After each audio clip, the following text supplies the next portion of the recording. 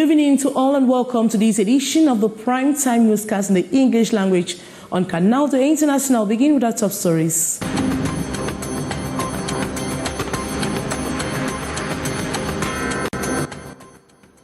The gas leak incidents at the Culinary Training Center in Douala, Cameroon have disclosed how they undergo pains and trauma as they battle with treatment at the Douala General Hospital. The Minister of Tourism and Leisure visited the victims today, comforting and giving them hope.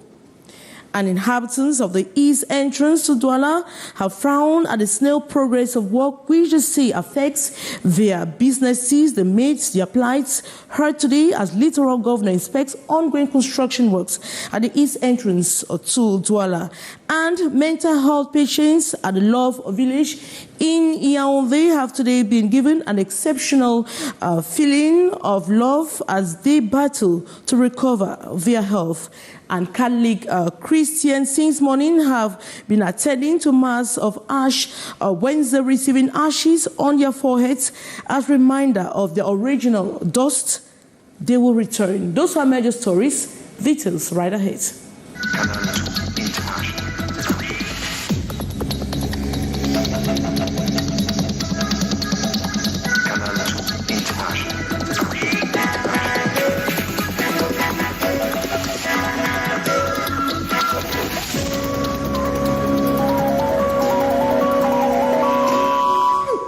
Good evening once more and welcome again to this edition of the Primetime Newscast in the English language on Canal, the International.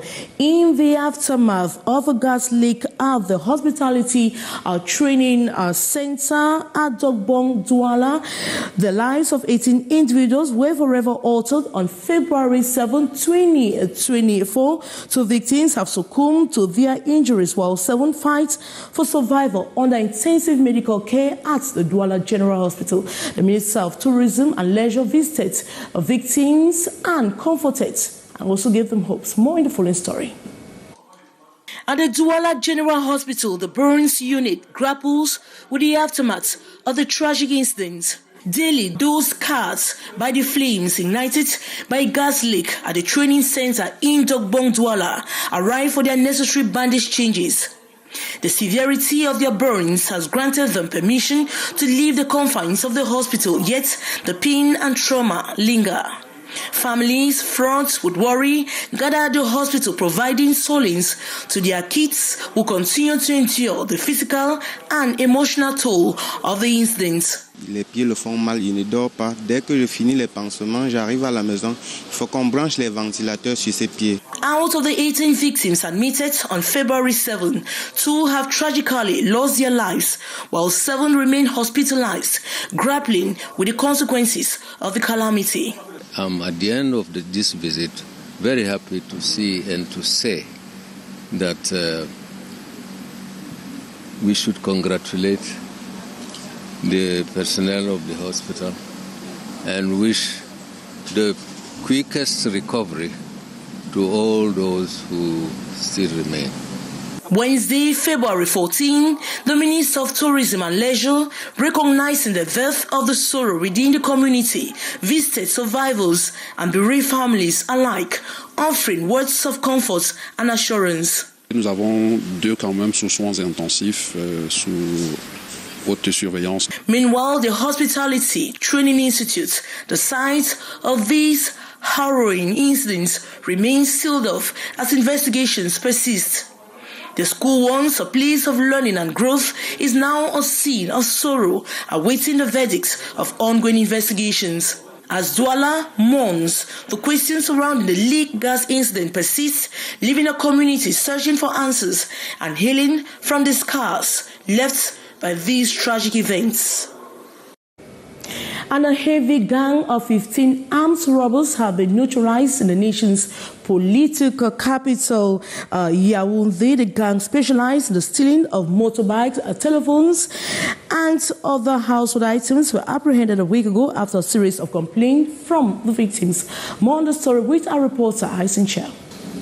Dreaded three gangs of thieves made up of over 15 young people that have dealt with Yaoundé city dwellers for a very long time, attacking with killer weapons like knives and guns, and doing away with valuables such as telephones, motorbikes, money and other household items after brutalizing victims. Their modus operandi well structured. C'est la jeune dame. It is the young lady that stops and hires the bike. At their destination, the group comes out and attack the rider, taking away the bike and other things. We get to a road junction, hires a bike. While we are going in front, the other gang members are behind. When he stops, we collect everything. And while the other items are sold out immediately after their operations, the culprits transform the motorbikes beyond recognition before looking for ready clients. Ils avaient des garages spécialisés. When the motorbikes are stolen, they are transformed in one garage at Ekunu. The change of the parts of the bike. For example, they can remove the tank of a Sinke motorbike and replace it with that of Namfang, so that the owner will not recognize. Dismantled by the first region of the National Gendarmerie, the presumed bandits had hundreds of national identity cards at their disposal, pertaining to their numerous victims. And in a significant development, the Douala Eastern Entrance Phase 2 project, currently on the way in the littoral region, has showcased remarkable progress or advancements. Mark Sound, responsible for the pavement, has achieved a 35.63% progress within 15 months of commencement. The crucial infrastructure initiative promises to alleviate trafficking congestion on National Road Number 5 in Douala. Littoral Governor was on an inspection tour on construction works today. The ongoing Douala Eastern Entrance Phase 2 project, strategically located in the littoral region, is making noteworthy strides, offering a ray of hope for improved traffic conditions. Mark Sal, entrusted with the pavement, has diligently pushed forward, achieving a 35.6% progress within the 15 months since initiation. Direction 1 of the project is on the verge of completion, with 99% of the gutter construction accomplished. Additional 84% of the improved formation and 22% of the sub-base have been laid, reflecting substantial advancements. Meanwhile, Interaction 2 notably progressed in evidence, boosting 78% completion in gutter construction. The improved formation in this direction stands at 22%, reaching 1,900 linear meters out of the planned 8,700. Littoral Governor visited the expansion project of Douala's East Penetrating Road, February 14. We had a rainy season that lasted more than what we attended, and today the sun is shining and the work is going very well. So we are just encouraging them to keep on trying, to keep on working, and they have also made the people that are working here to be more than what they had. Expressing optimism, the governor hopes for a timely completion, acknowledging the frustration of the road users due to the prolonged construction duration. Road users, tired of the extended construction periods, expressed their anticipation for the imminent conclusion of the project. Le but, c'est vraiment de tenir les délais maintenant. Nous avons mobilisé des équipes supplémentaires pour pouvoir rattraper ce retard et maintenir les délais finaux. It's been a year since Magil took over the road expansion projects between Bonadis and Dibombari after the initial contractor, Razel, faced challenges. The completion of this vital infrastructure is eagerly awaited by the local population. Meantime, the inhabitants at the east entrance to Douala have frowned at the daily struggle they face due to the road expansion works on the east entrance access road, which bring traffic to a standstill, thus affecting every businesses on that stretch. More in the following story. At the eastern exits of Douala, where the east access roads connects the city, ongoing road widening projects have become a source of frustration for motorists. The once narrow roadway is now further constrained, causing significant disruptions to traffic flow both day and night. Constant disruption arise breakdown. The narrow route exacerbates the problem, causing frequent blockages and making passage difficult. Unfortunately, uncertainty over construction progress as daily promises of improvement seem elusive.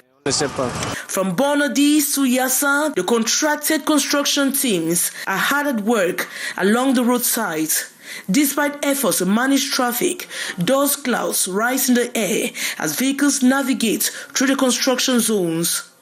Motorists and commuters bear the brunt of the ongoing construction on both sides of the road. I always arrive at the market late. The market experience is equally challenging for other women that take this stretch, arriving late and often unable to find necessary goods, resulting in prolonged hours at the spots.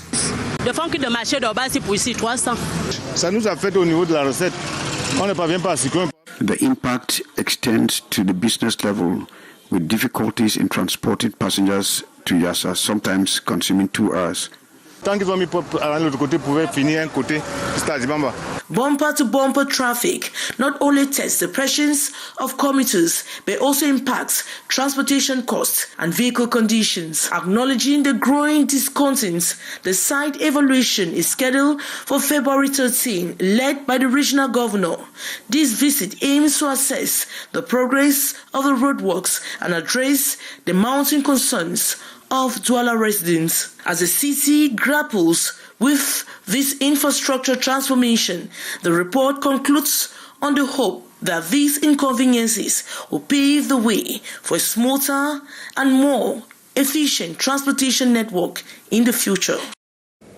And Catholic Christians have since morning be attending the Ash Wednesday, the Mass of Ash Wednesday, receiving ashes on their foreheads as a reminder of their origin. Thus they will return. The day marks the beginning of the Lenten season, a journey that leads them closer to God through a prayer, of fasting, and sharing. More with our reporter, Beatrice Ngamu. Ash Wednesday Mass at the Mary Mediatrix Parish Etude in Yaoundé.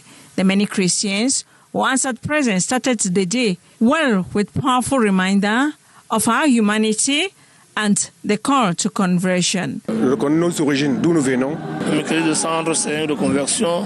forward for this symbolic ritual of receiving ashes on the foreheads marks the beginning of a journey that leads us closer to God. An old culture and tradition of penance, what the church has taken. Pour marquer véritablement le temps de pénitence, le temps de repentir. From this penitence, ashes equally expresses acknowledgement that we are sinners, that we are dust, and to dust we shall return. Sens qu'on est pécheur, qu'on est poussière, et qu'on retournera poussière. And so a wake-up call to recognize areas in our lives where we have strayed from God's path and make conscientious efforts to return to Him. During this Lenten season, I will practice more forgiveness. It is lacking and also much prayer. I will do all to avoid the bad attitudes in me so that at the end I will be with Christ when He resurrects. Today, Ash Wednesday, marks the beginning of Lent, period of prayer, fasting, and sacrifice. The color of the church has changed to purple, the singing of Gloria like Alleluia out of program. solemn moments when Christians are to understand life is here and must live it well in the image and likeness of God. And mental health patients at the Love Village in Yaoundé have today been given an exceptional feeling of love as they battle to recover their health. The way offered a special celebration on Valentines Day through an inter-religious march, gifts and display of dances. Hisencha captured those beautiful moments. His story. Valentine's Day is a day dedicated to expressing love and affection to loved ones. Valentine's Day is not only celebrated between partners, it's also celebrated between your loved ones, including your family members. Husband-wife relationship on this day, many hold is natural love. For me, nothing much, but only the love that you have for her is greater than everything. Only what you show to her is more than any other thing. L'amour, c'est toujours l'amour, simplement l'amour. The romantic ones prefer outdoor settings, change of scenery with partner to kind of showcase affection. Aller dans des endroits où nous n'avions pas eu souvent l'habitude. Plans, chocolate, love letters or poem, the gifts others prefer. Le chocolat et un beau poème. Some others are not certain and not ready to talk Valentine openly. That one is private. I wouldn't want to talk about it. Je ne sais pas encore, mais c'est prévu. Gifts giving plays a big role in making Lovers' Day even more special and memorable.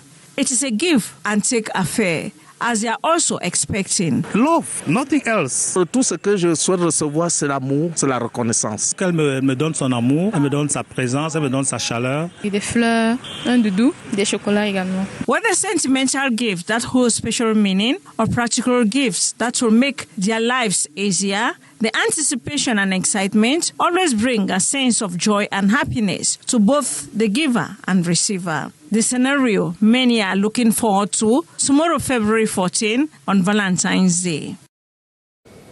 And in a bid to boost economic ties, Bangladesh aims to strengthen trade relations with Cameroon, particularly in key sectors such as cotton, timber, and agro-industry.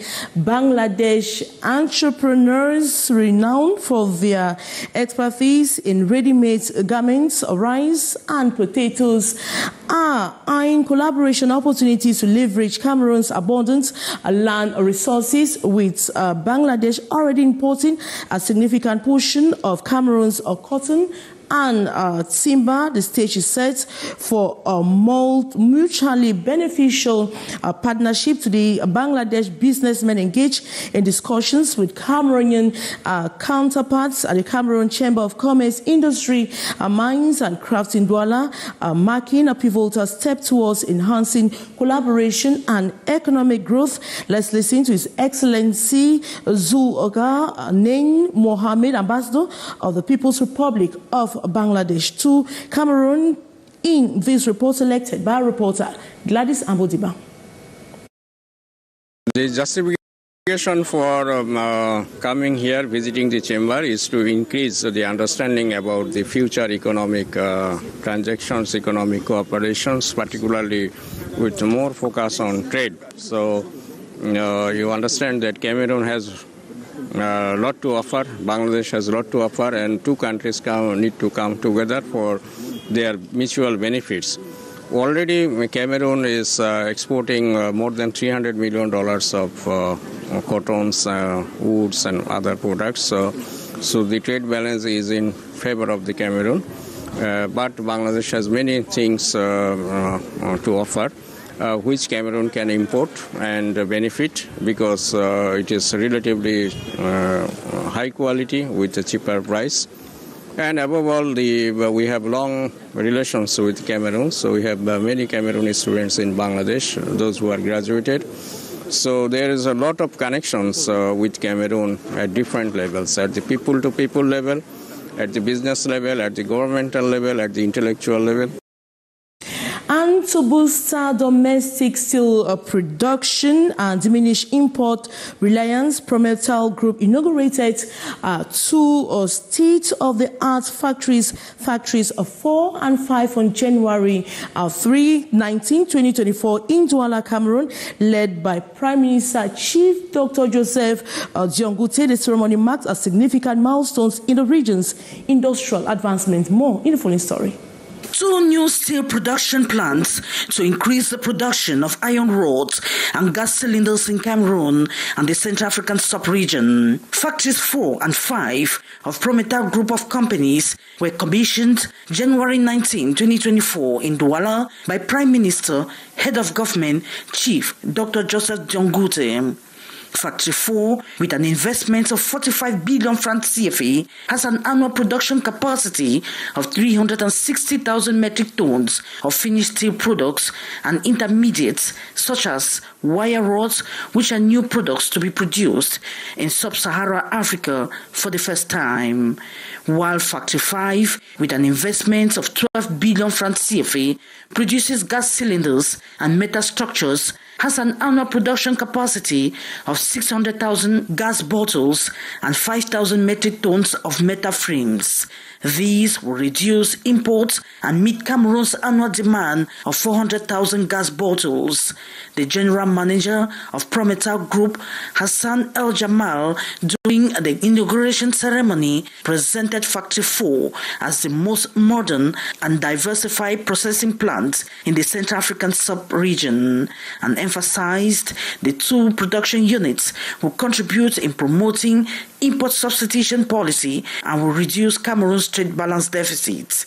This is a response to government's call for us to produce what we consume and consume what we produce, and for our actions to contribute to the attainment of the SND 30, where we are invited to promote the import substitution policy. We are therefore grateful to government's action to promote Cameroon's industrial drive by granting incentives where the steel sector is amongst. Startled by the statistics, the Prime Minister said Lital Group, that also deals in agro-food products, is capable of conquering foreign markets and vigorously ready to integrate the African continental free trade markets. He used the occasion to urge timid investors to emulate Lital's example. For investors who are hesitant, I invite them to take an envious look at the development of Lital Group, which is welcoming us today. I call on national and foreign investors who are still timid to follow these footsteps of Lital Group of companies, which, thanks to its investment, has made a decisive contribution to state actions such as the promotion of the import substitution policy, job creation, and the reduction of trade balance deficit. It was announced during the ceremony that Lital Group of companies intend to launch its 6th production plant for the processing of aluminium and other non-ferrous products. And that advertorial brings us to the end of this edition of the Primetime Newscast in the English language on Canal de International. Thanks so much for watching. But coming up next is the brief Lil Peugeot. As for me, I'll be back at the same time tomorrow. Good night.